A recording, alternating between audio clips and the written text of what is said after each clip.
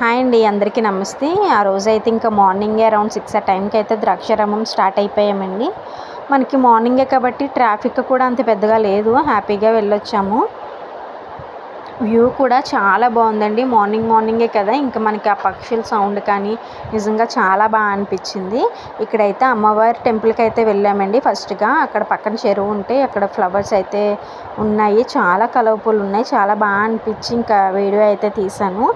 ఫస్ట్గా అయితే సత్తమ్మ తల్లి టెంపుల్కి అయితే వెళ్ళామండి.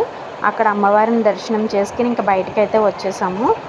మార్నింగే ఇలాగ మనకి దేవుడిని ఇలా దండం పెట్టుకుంటే చాలా మనశ్శాంతిగా ఉంటుంది కదండి, చాలా పాజిటివ్ ఫీలింగ్ కూడా ఉంటుంది. ఇదిగోండి, ఇక్కడ నుండి అయితే భీమేశ్వర టెంపుల్ అండి. ఇది వచ్చేసి మనకి శక్తిపీఠం కింద అని కూడా నమ్ముతారు. ఇక్కడ శివుడిని అయితే భీమేశ్వర స్వామిగా ఆరాధిస్తారండి. మొబైల్ అయితే ఎలా ఉండదు, నేను ఉన్నంత వరకు అయితే షూట్ చేశానండి. మనకి ఇదంతా వచ్చేసి శక్తిపీఠం అండి. నిజంగా చాలా బాగా అనిపిస్తుంది, చాలా పవర్ఫుల్ ప్లేస్ అండి. ఇదిగోండి, ఇవన్నీ అయితే నేను మొబైల్ ఉన్నంత వరకే వీడియో అయితే తీయగలిగాను. చాలా బాగా అనిపిస్తుంది. మేమైతే ఇంకా హ్యాపీగా దర్శనం చేసుకుని ఇంటికైతే రిటర్న్ అయిపోయాము. ఇంటికి వెళ్ళడానికైతే ఇక్కడ ఇలా గోదావరి అయితే క్రాస్ చేయాలండి. షార్ట్కట్ ఏదో ఉందని చెప్పేసి ఇంకా బోట్ ద్వారా అయితే మనకి వెళ్ళాలి. నేను ఎప్పుడు ఈ ఫీలింగ్ అయితే ఫస్ట్ టైం అండి. నేను ఎప్పుడు ఇలాంటివి ఏం చూడలేదు.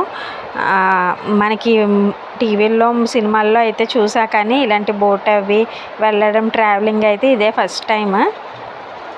చాలా బాగా అనిపించిందండి.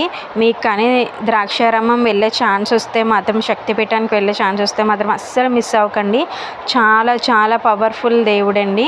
ఒక్కసారి మీరు గూగుల్లో కానీ ఎక్కడైనా సెర్చ్ చేయండి, చాలా బాగా అనిపిస్తుంది.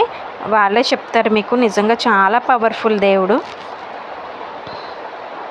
ఇక్కడైతే వ్యూ చూడండి ఎంత బ్యూటిఫుల్గా ఉందో, నిజంగా చాలా బాగా అనిపించింది. ఇంకా మేమైతే ఇంటికి రిటర్న్ అయిపోయామండి. ఇలాంటి ఇంట్రెస్టింగ్ వీడియోస్ కోసం మన ఛానల్ని సబ్స్క్రైబ్ చేయండి. Thanks for watching.